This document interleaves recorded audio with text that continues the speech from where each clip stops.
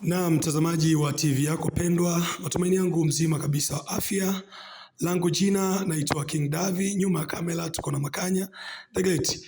Leo tuko katika ofisi za mtaa wa Starehe na tuko na mwenyekiti pia ambao ni mwenyeji wetu wa mtaa wa Starehe, lakini pia ni mwenyekiti wa wenye viti halmashauri yetu ya mji Tarime, na leo tunao mambo mengi sana ambayo tunataka tuzungumze naye. Na ni yapi? Endelea kuungana na sisi mpaka mwisho wa kipindi hichi. Mwenyekiti, habari ya kwako? Salama mwandishi wa habari. Habari za shughuli? Salama kabisa. Majukumu ya kuwahudumia wananchi yanaendaje? Majukumu yako vizuri na wananchi wanatupa ushirikiano wa kutosha.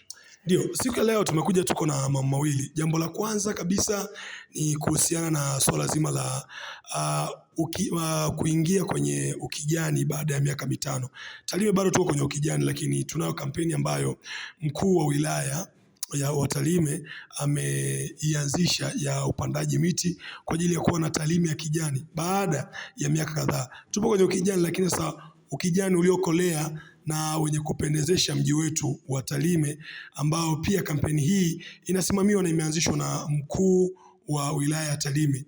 Wewe kama mwenyekiti umefika hapo ofisini kwa ajili ya kufahamu sasa kama kiongozi pia unashiriki vipi katika mtaa wako wa Starehe kwa ajili ya kuweza kufanya hata kama utakuwepo miaka kadhaa ijayo iwe ni Starehe ya kijani na Tarime ya kijani. Nipende kumshukuru sana mkuu wetu wa wilaya kwa maono alionayo kwa ajili ya Tarime ya kijani. Alituita wenye viti wa mitaa pamoja na watendaji wa mitaa na watendaji wa kata, akatupa mwongozo na elimu. Tulikutana naye ofisini kwake, tukazungumza na tukaona ni jambo jema. Na hivi kesho Ijumaa tuna zoezi la upandaji miti, kama mimi na taasisi yangu ya shule ya msingi Nyamisangura, ambapo tutapanda miche zaidi ya 250. Vile vile katika mtaa wa Starehe tutapanda miche karibia 100. Ni jambo zuri, Tarime ya kijani inapendeza sana.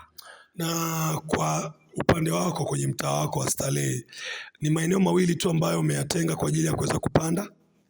Ni taasisi ya serikali, shule ya msingi Nyamisangura, pamoja na mtaa wote wa Starehe ambao ndio na uongoza.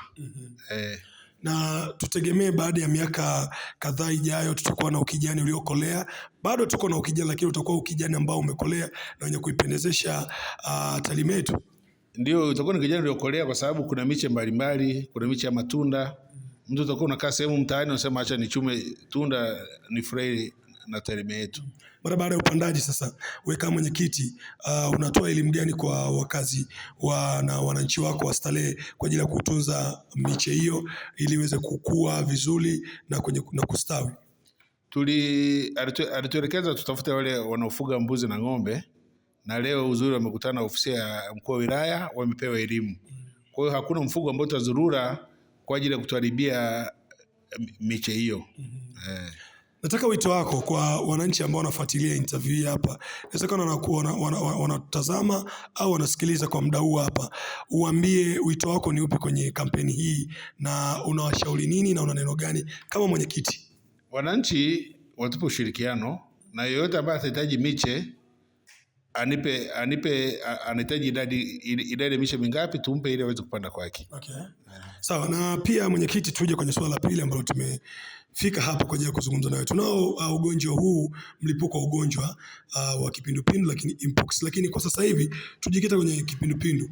Wewe kama mwenyekiti umejipanga vipi kwenye ugonjwa huu wa mlipuko katika mtaa wako wa Starehe? Juzi tulikuwa na kikao cha WDC, tumepewa maelekezo na mheshimiwa diwani pamoja na mtendaji wa kata ambao walienda kwenye semina ya mkuu wa wilaya, na leo siku ya Jumatano nitakuwa na mkutano wa mtaa kwa ajili ya kutoa elimu katika mtaa wangu, na vile vile nitakuwa na watu wa afya na watu wa mazingira ili watu waweze kupata elimu ya kipindupindu, wajikinge na kipindupindu ili kisilete madhara katika mtaa wa Starehe. Kwa mtaa wako wa Starehe tunaye mgonjwa yoyote mpaka sasa hivi au tupo salama? Ni elimu inatakiwa kwa ajili ya kuweza kujikinga? Tuko salama, ni elimu inatakiwa kwa ajili ya kujikinga. Vile vile tulipewa elimu wenye vyoo ambavyo viko wazi waweze kuvitengeneza visilete maambukizi mengine. Kuna watu ambao pia hawana vyoo, lakini pia mtaa wa Sabasaba tunaufahamu ni mtaa ambao uko mjini kati. Wanatoa huduma mbalimbali za kama migahawa, lakini pia ofisi mbalimbali. Je, umetembelea na kabineti yako je kuhakikisha wana vyoo, lakini pia na kuzingatia usafi? Mjumbe wa mtaa juzi walikuwa na mtendaji pamoja na mimi. Tumebaini vyoo ambavyo vina tatizo. Tumetoa elimu ili waweze kuvishughulikia viweze kuwa salama. Okay. Na kwa upande pia wa ugonjwa wa mpox tugusie kidogo. Elimu pia itatolewa au mtakuwa mnatoa leo kwenye mkutano wako wa mtaa, mtatoa elimu tu ya kipindupindu? Hapana, tunatoa elimu zote, kipindupindu pamoja na hiyo mpox. Ili watu waweze kujikinga, waweze wanapokuwa wamefanya jambo labda unaingia toilet ukitoka nawa kwa sabuni. Na vile vile waepukane na kusalimiana kwa mikono. Mwenyekiti, kuna wengine hata waweza kufika katika mkutano, labda wito wako ni upi kwa wanamtaa wako kama kiongozi wao? Sisi tulitangaza jana usiku na tutaendelea kutoa elimu, kwa sababu unapompa elimu hata mtu asiyekuwepo, yule ambaye anakuwepo anafikisha ujumbe. Sawa. Mwenyekiti, neno lako la mwisho kwa ajili ya kufunga interview. Mimi nipongeze sana serikali ya Jamhuri ya Muungano wa Tanzania ikiongozwa na mama wetu Samia Suluhu Hassan. Wametuletea viongozi wazuri ambao wanatupa ushirikiano, mkuu wa wilaya, mkurugenzi, na sisi kama wenye viti, nikiwa kama mwenyekiti wa wenye viti wa halmashauri ya mji, tutaendelea kutoa ushirikiano wanapohitajika, na sisi tuko pamoja nao kwa ajili ya kuijenga Tarime yetu na Tanzania kwa ujumla. Hivi ambavyo anasema serikali imewakumbuka watu wa Tarime kuwaletea mkurugenzi imara, lakini pia na mkuu wa imara, na lipo jambo ambalo lilikuja kusema kwamba wakija kutunyang'anya tunabudi ya kuandamana. Asante, endelea kutufuatilia. Mtazamaji, miguu yetu haijaishia katika mtaa wa Starehe. Pia tumemfuata na tumegonga hodi katika ofisi za mtaa wa Sabasaba, na tayari tuko na mwenyekiti wa mtaa wa Sabasaba, ndugu yetu Amos Sabato. Habari ya kwako? Salama kwema. Hivi nikisema Amos Sabato au Sabato Amos ni sawa? Yote majina yangu haya. Habari za shughuli ndugu yangu? Salama, tunamshukuru Mungu. Tuko salama, karibu. Majukumu yanaendaje? Mdogo mdogo tunapambana. Una imani baada ya miaka 5 Tarime inaweza kuwa ya kijani kabisa kama viongozi watashirikiana na wananchi katika upandaji wa miti? Hili linawezekana sana, kwa sababu tumekuwa tukishuhudia baadhi ya maeneo na miji mbalimbali, miji yao imebadilika sana. Kwa hiyo na sisi kama Tarime tuna kila sababu ya kubadilisha mji wetu kwa kijani.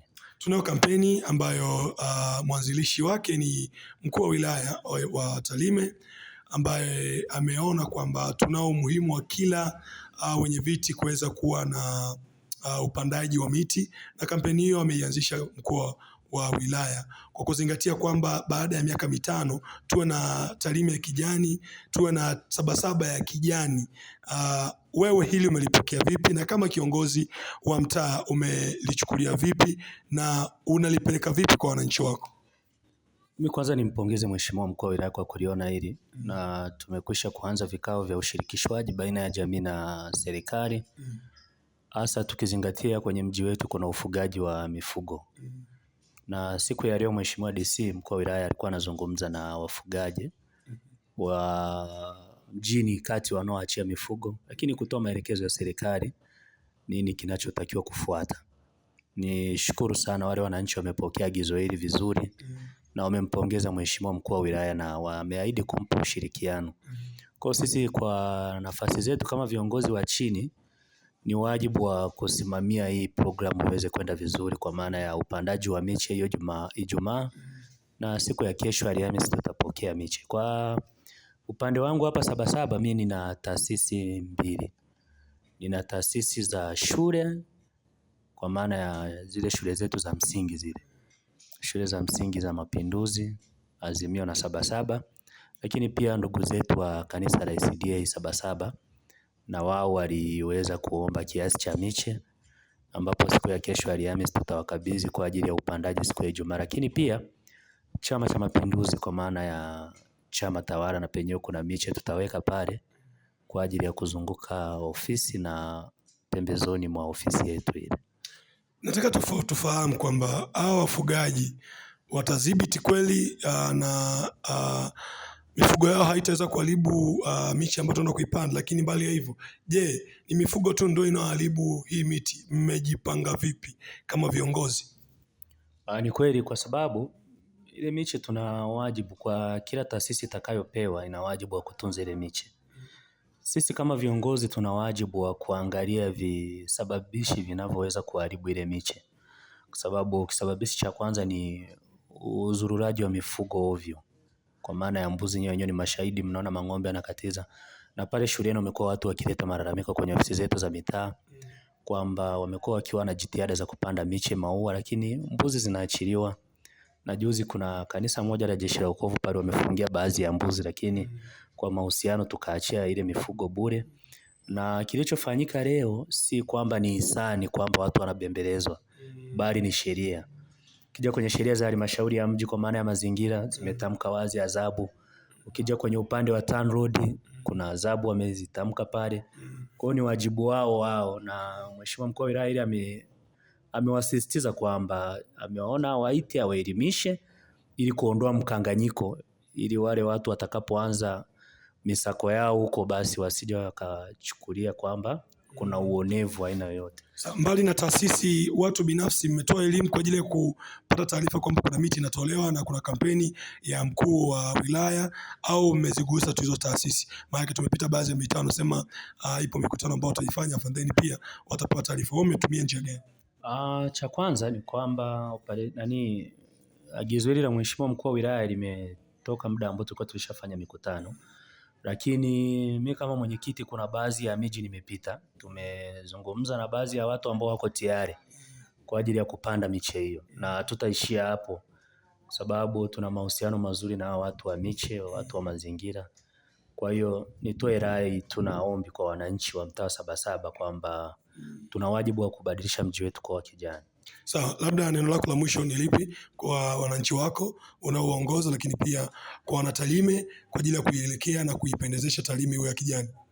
Cha kwanza tukubali, tuyapokee haya mabadiliko ya kiongozi wetu, kwa sababu ni mtu ambaye anahitaji kuacha alama kwenye sehemu aliyopita. Kwa hiyo tuna kila sababu ya kumuunga mkono, kwanza kwa kusimamia miche hiyo iweze kuota, na mazingira ni uhai. Bila mazingira yetu kuwa salama, tutaendelea kuwa tunapata joto, tutakuwa tunakosa mvua. Tunahitaji sasa Tarime ibadilike iwe kijani kweli kweli. Sababu tumalizie jambo la mwisho, huko mjini na hapa mjini mambo ni mengi sana, unafanya biashara, migahawa na vitu kama hivyo. Mlipuko wa ugonjwa wa mpox pamoja na kipindupindu, umejipanga vipi? Labda tukiliangalizia hilo. Na niseme tu kabla ya mlipuko huu, mimi binafsi kama kiongozi, wakati nimechaguliwa, kama mtakumbuka, tulikuwa na nyie waandishi wa habari, tuliweza kupita kukagua mazingira ya mtaa wa Sabasaba. Mnakumbuka hatua tulizozichukua? Na nitumie nafasi hii, mimi kama kiongozi mpaka saizi kwenye mtaa wangu sina kesi yoyote ya iliyoripotiwa kwamba kuna mkazi wangu ambaye ana hizo changamoto, lakini hii haiwezi kunipa kiburi kwamba nikae ofisini. Nina wajibu wa kutoa elimu kwenye jamii yangu. Sabasaba hapa tuhitaji kutumia nguvu. Wananchi wangu ni waelewa, wananiamini, wao ndo walinichagua. Nina kila sababu ya kuwaelimisha, wapokee kwamba mambo ya usafi ni ya kila mtu. Kwa hiyo sitegemei kama kuna mwananchi atakuwepo ana choo, kama anauza migahawa, ana maji ya moto, ana sabuni, kama wanavyoelekezwa na maafisa afya. Sawa. Mimi nikushukuru sana Sabato. Asante sana, labda una neno lolote la mwisho la kuambia wananchi? Kikubwa watupe ushirikiano, tumejipanga kuwahudumia kwa mambo mengi sana. Watuamini, tutakuwa nao kwa bega kuhakikisha tunapata maendeleo na kubadilisha mji wa Tarime, hasa mtaa wetu wa Sabasaba kuwa tofauti na miaka iliyopita. Mimi nikushukuru sana Sabato, na mtazamaji pia nikushukuru sana. Endelea kuambatana na sisi, utafahamu vingi sana. Nyuma ya kamera The Great Makanya, mimi naitwa King David Banani. Endelea kustick around.